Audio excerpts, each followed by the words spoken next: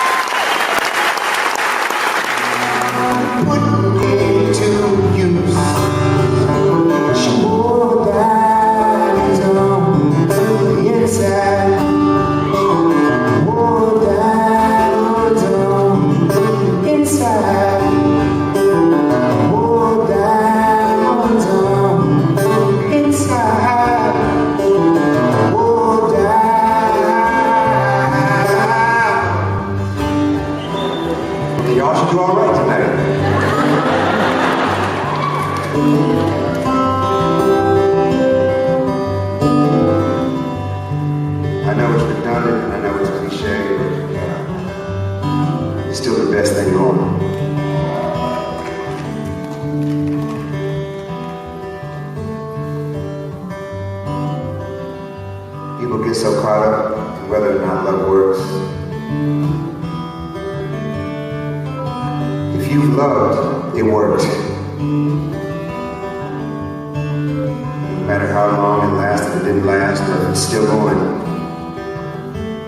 To touch the source, because love is the source, in my humble opinion.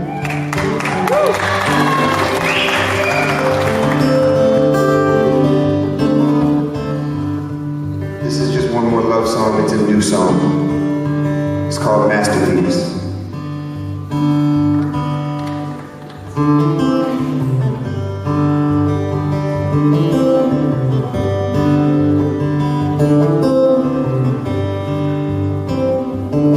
Could paint the sun and the moon and the stars straight down from the sky.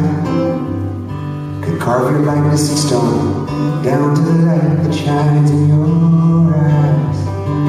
I could build a church in your honor, stained glass windows facing east. Loving you is my masterpiece.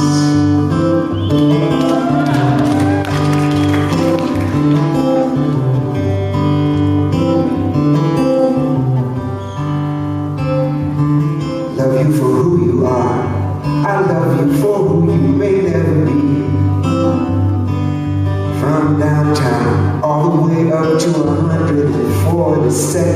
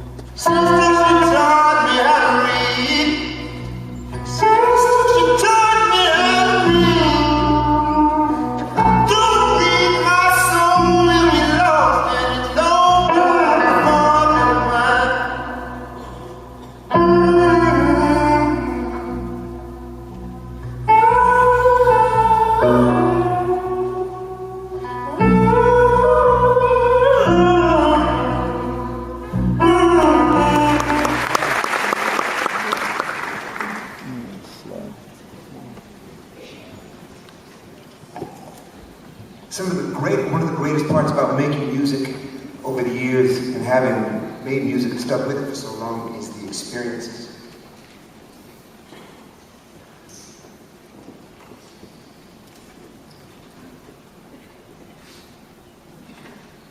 And the stories you get to tell, and it's not name dropping or anything, it's just sometimes, my phone will ring and I can't believe who's on the other line.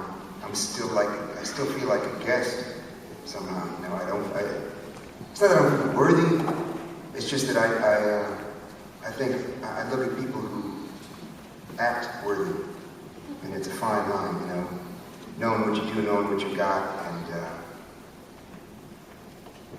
not letting it define you.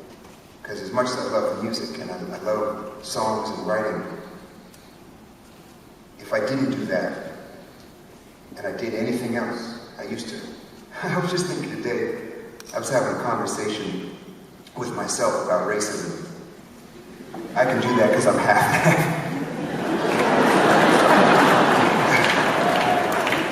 And I was looking out on this incredible building from my window and thinking back to when I worked in the meat department of a grocery store and how happy I was then doing that.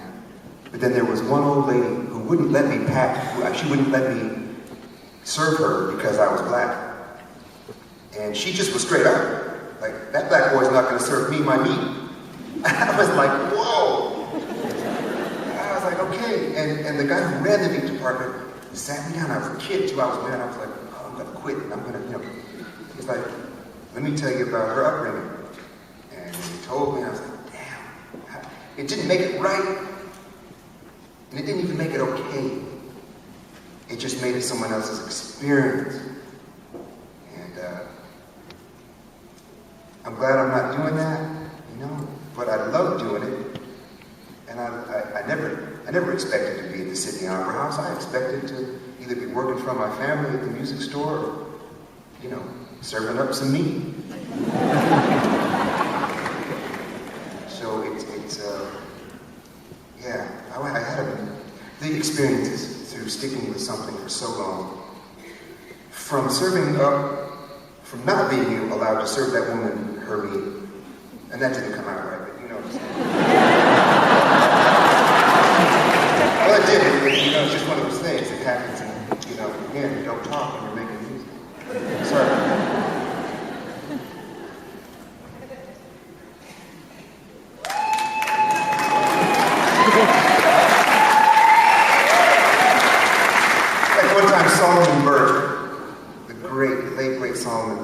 Covering a song of mine called "A Minute to Rest and a Second to Pray." And he called me up and said he wanted to cover the song because he heard a demo of it, and I stood this far from Solomon Burke while he sung it down, and my heart got bigger, permanently bigger. And when I was 21 years old, I got a call from Taj Mahal, and he said, "Young man, you ready to come on the road?" You gotta be careful. I didn't even believe him. And then a ticket showed up. 2 weeks later, I'm in Taj Mahal's band. And it's or getting to play on with great musicians who are my peers, like getting to play on Jack Johnson's song "Flake." For the longest time, because Jack, would you really come in and play that? This is the first record, Brush Fire Records. Would you please, I hate to add. Probably didn't have time. I was like, Jack, the song's so good, of course I'll come in. And for the longest time, I'd go into guitar stores, and musicians get very territorial about style and sound. And then people would come up to me and they'd be like, man, Jack Johnson's ripping off your sound, man. That slide guitar, and that's, man, he's ripping it. I'm like, no, it's me. It's me playing. It's me. It's me. It's cool. Jack is my home. Oh man, cool.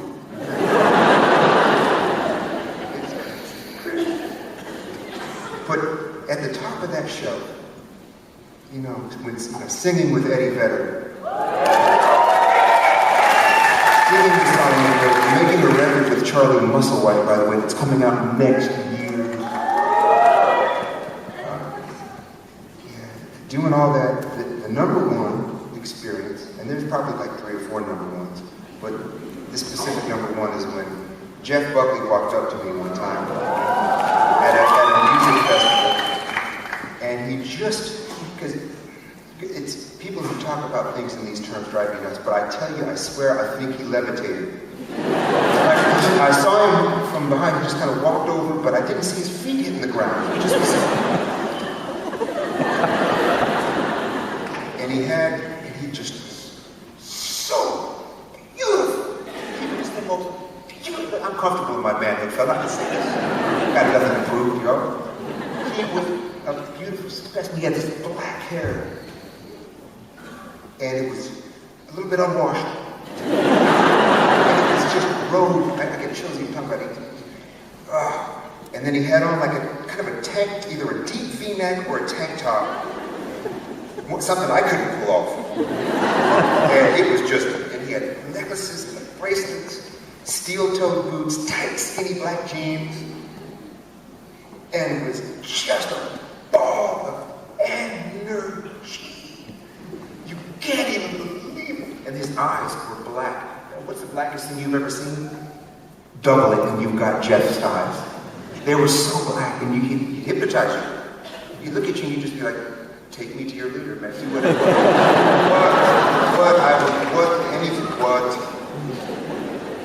And he threw his guitar around me and said, man, teach me some slide guitar licks. I was like, this is unbelievable. And it's to this day, I just think about it daily like that at the time. I was like, Jeff, I can't show you anything, man. You're one of the best guitar players I know. I can't. And he's like, no. And then I met his mom, Mary, later, and she's the sweetest human being alive. And she even said that Jeff had your records in his collection. I was like, And I'm not trying to brag, it's just the experience. The cyclical nature of life and how it just sort of does its thing. At any rate, I don't know where I'm going with that.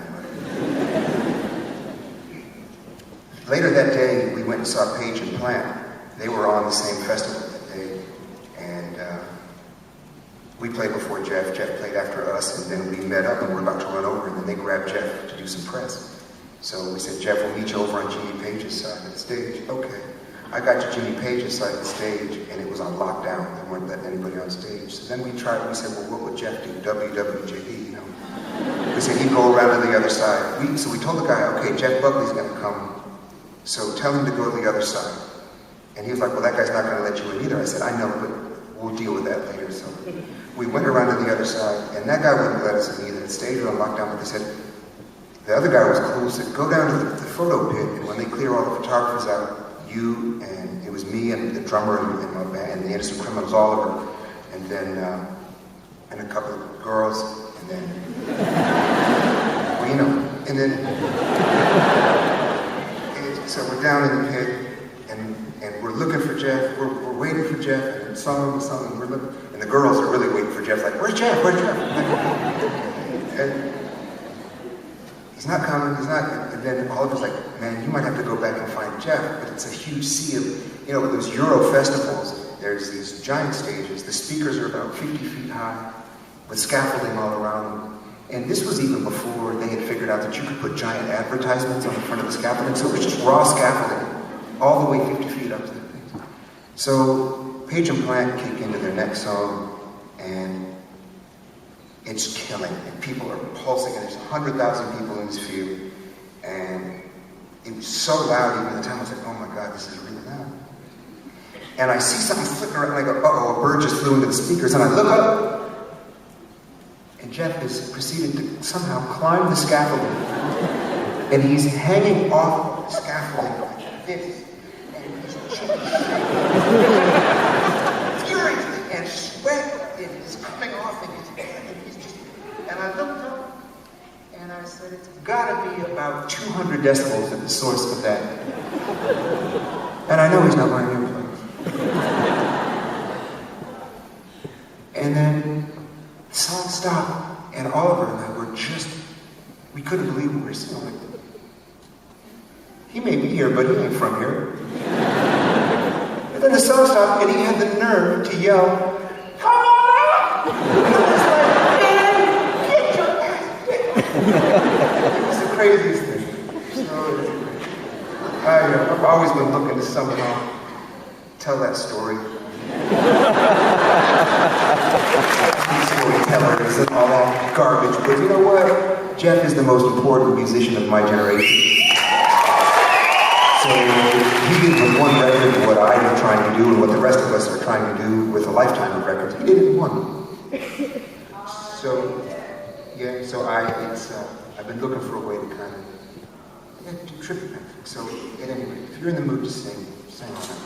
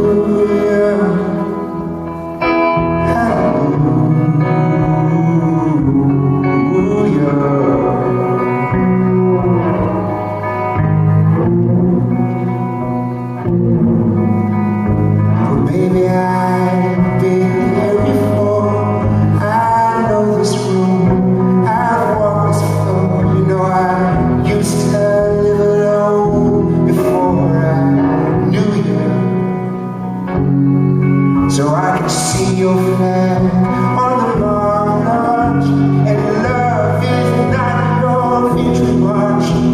To hold its time, broken hallelujah, hallelujah, hallelujah.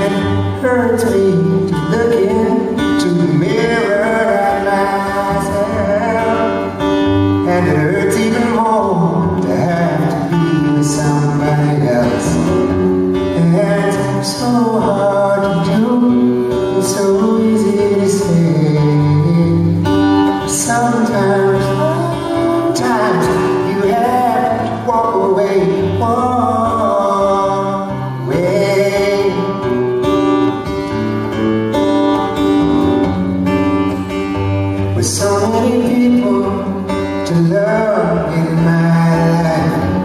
Tell me why do I worry about one? But you put the happy in my nest. You put good times into my mind. And it's so hard to do, and so easy to say. But sometimes you have to walk away or get away. Turning head for the door. We've tried goodbye so many days. We walk in the same direction so that we would never stay. They say if you love somebody, you have got to set them free. But I would rather be lost to you than live in this pain and as I'm free. I see your love you tonight. I wanna be right there behind you. I always have to steal my kisses from you. Good time. I always have to steal my kisses from you. Always have to steal my kisses from you. I always have to steal my kisses from you. Now I love to feel that warm summer rain. Just to hear it fall into sweet sounding bed. And to see it fall on your simple country dress. It's like heaven to me, I must confess. And I always have to steal my kisses from you. I always have to steal my kisses from you. Always have to steal my kisses from you. I always have to steal my kisses from you.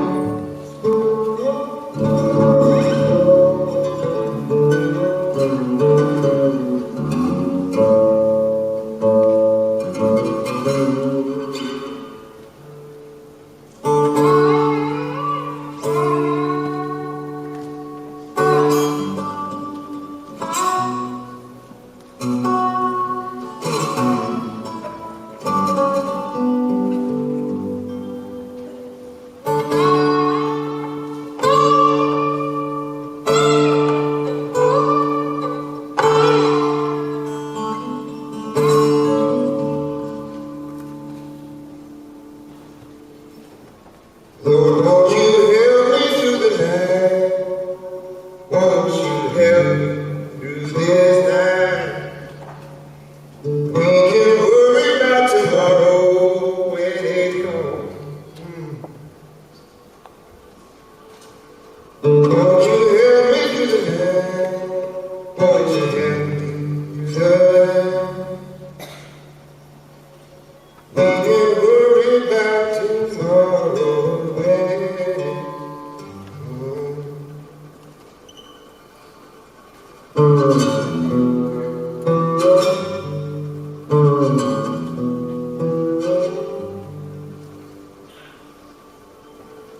Won't you help me through the night? Won't you help me through the night? We will worry about tomorrow when it comes.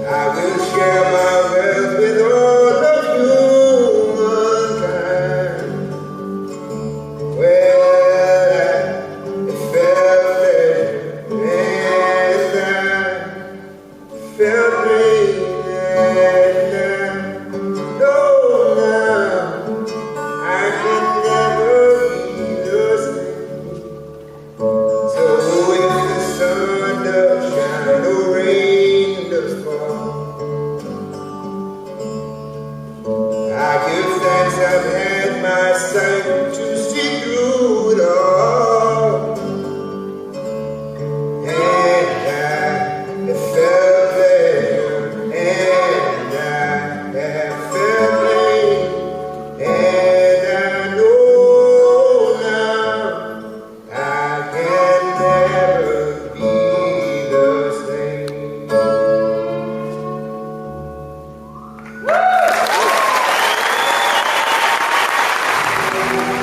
hardly know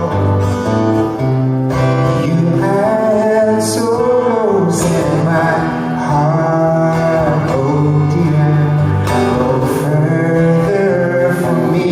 You begged of me for heart and tears. It wouldn't have worked out anyway. So for now it's just another lonely day.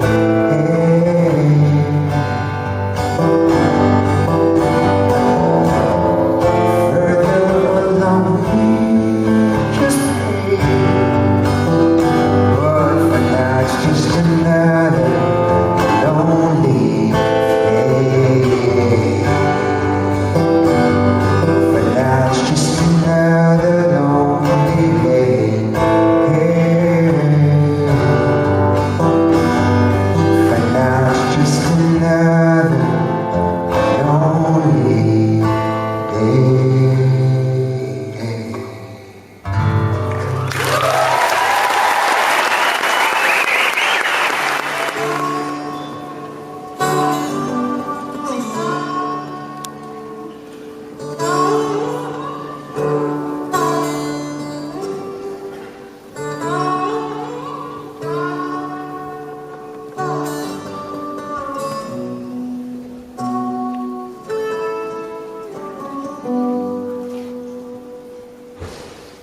Lord, won't you help me through the night?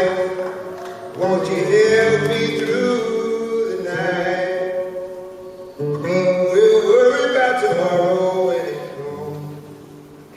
And now it's all that I can take to sit and watch us pray. Reaching into your arms, I and all of my days, you mean most. Now I've got to give up your ghost. We'll raise a glass, just one final toast, and we'll drink to giving up your ghost. Now I've given up your ghost.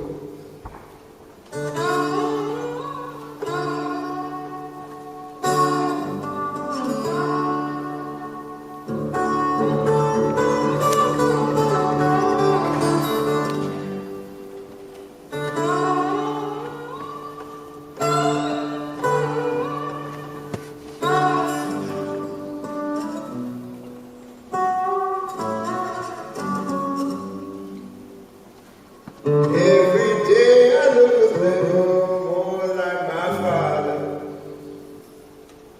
and every day I look less like me. Now how brave is your love? Would a promise be enough? That someday again we would meet, and all of my days you mean no more. Now I got to give up your ghost. We'll raise a glass, one final toast, and we drink to giving up. Now I got to give up your ghost.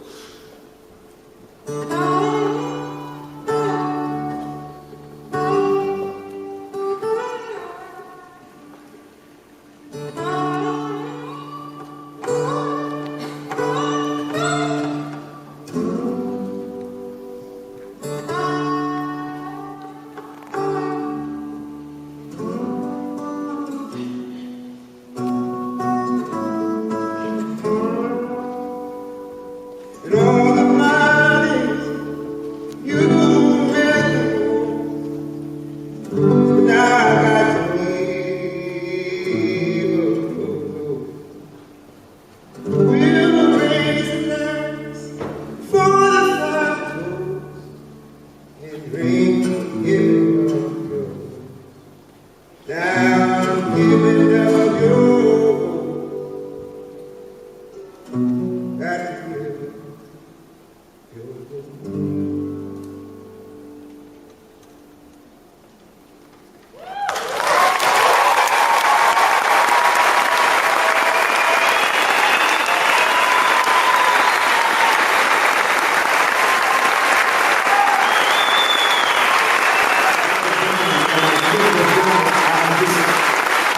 your go. You recognize the depth of my appreciation. Thank you.